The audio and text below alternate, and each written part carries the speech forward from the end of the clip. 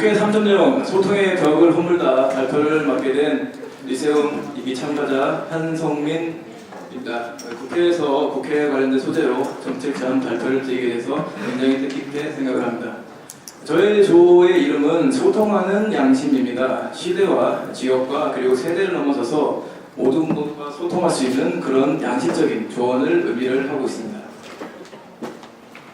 저희 발표 순서는 먼저 제안 취지에 대해서 간략하게 설명을 드리고 그 다음에 크게 세 가지로 정책 제안을 드리도록 하겠습니다.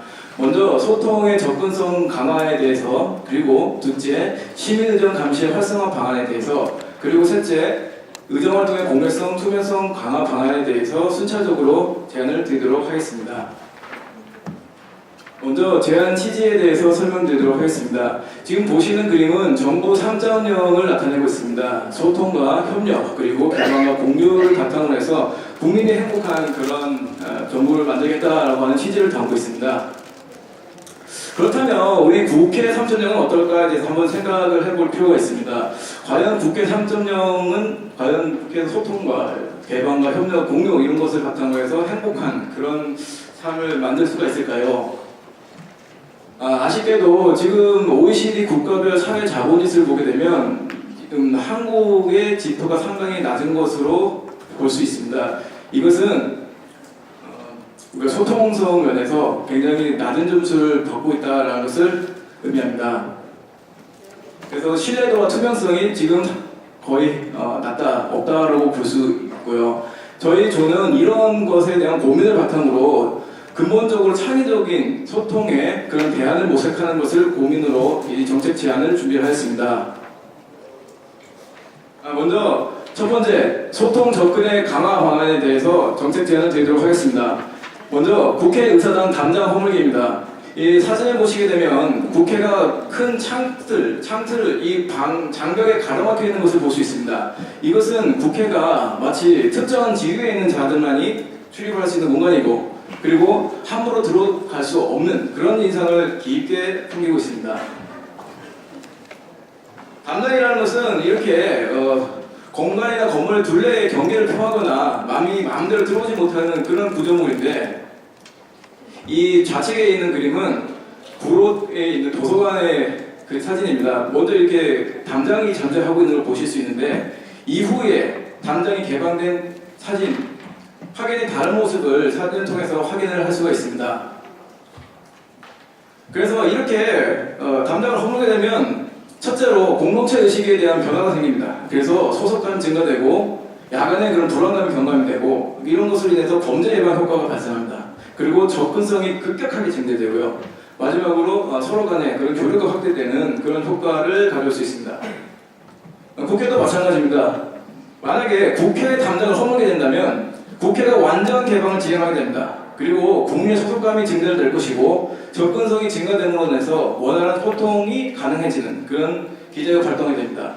그리고 아이러니하게도 담장을 허물게 되면 국회 치안 강화 효과가 나타날 수가 있습니다.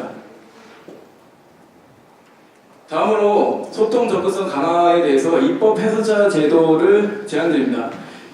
지금 입법 활동에 대해서 일반 국민들이 굉장히 알기가 어렵습니다. 정보에 대한 접근이 어려운 물론이고요. 그 내용이 어렵기 때문에 쉽게 이해할 수가 없습니다. 그래서 저희는 입법 해설자 제도를 제안드립니다. 입법 해설자라는 것은 법률안의 처리 과정과 그리고 그 내용에 대해서 일반 국민을 대상으로 친절하게 설명해주는 그런 인력을 말합니다. 자, 그렇게 했을 때 입법 해설자, 지금 보시면 핸드폰이 이렇게 날아가는 모습을 볼 수 있습니다. 이것은 114 전화 안내 시스템입니다. 그리고 이 핸드폰은 그냥 핸드폰이 아니고 최신 스마트 핸드폰입니다. 그렇기 때문에 어플리케이션을 통해서 114 전화 안내 서비스와 동시에 누구라도 법안의 처리 과정과 그 내용에 대해서 언제 어디서든지 대상으로 알기 쉽게 알 수 있는 그런 효과를 가져올 수 있습니다. 그러고 인해서 국회 입장에서는 스마일 국회 이미지를 국민들에게 심어줄 수 있고요. 그리고 전화를 거는 일반 국민 입장에서는 국회 역할에 대해서 좀 더 이해를 쉽게 할 수 있는 그런 효과를 가져오는 정책이라고 할 수 있습니다. 예, 앞서 설명했던 이런 내용들이고요. 다음으로 119 국민 보좌관 제도에 대해서 시민 의정 감시 활성화와 관련해서 제안을 드리도록 하겠습니다. 지금 119 국민 보좌관 제도라고 이렇게 되어 있는데요. 이게 좀 생소하게 느껴지실 수가 있으실 것입니다. 네, 오늘은 내가 119 보좌관이다. 그래서 예전에 방송에서 체험 참여 현장이라는 그런 프로그램이 있어요. 그래서 오늘은 내가 119 보좌관이 돼서 실제적으로 그 체험을 하는 그런 제도입니다. 그래서 법률적인 근거는 국민재판제도에 대해서 법률적인 모티브를 따왔고요. 이 특징을 말씀드리자면은 이 소환이 됐을 때 실제적으로 그 역할을 이행하지 않으면 벌금을 내게끔 그렇게 법으로 강제를 하고 있습니다. 네.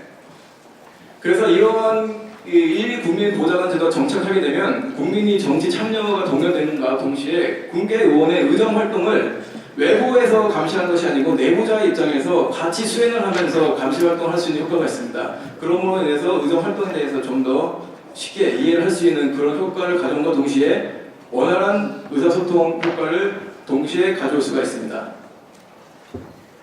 다음으로 시민의장 감시 활성화 방안 중에 둘째로 국회 회의장 구조 변경입니다.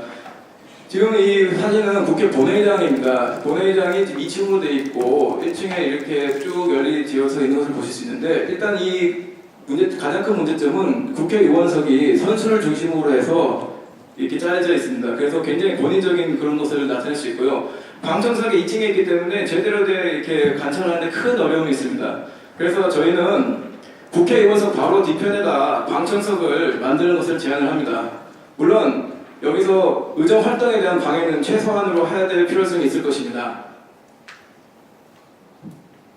소회의실과 위원회 회의실도 마찬가지로고요. 이렇게 원탁을 지향함으로 인해서 그 뒤에 뺑 돌아서 방청석을 이렇게 배치를 했습니다.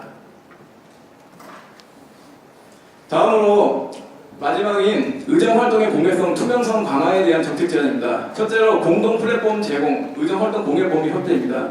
지금 특정 정당의 그 어플리케이션 소개를 드리게 되어서 굉장히 죄송스럽지만 이 공통 플랫폼이라는 것이 어떤 개념이냐면 개개인 의원 간의 개개인의 편차가 분명히 존재합니다. 그 정당 사이에서도 그 편차가 존재하고요. 그런 것을 공동 플랫폼을 통해서 우리가 이 플랫폼 안에서 개인의 SNS라든지 홈페이지라든지 블로그라든지 이런 것들이 모두 다 연동이 가능할 수 있게 하는 그런 신개념 프로그램입니다.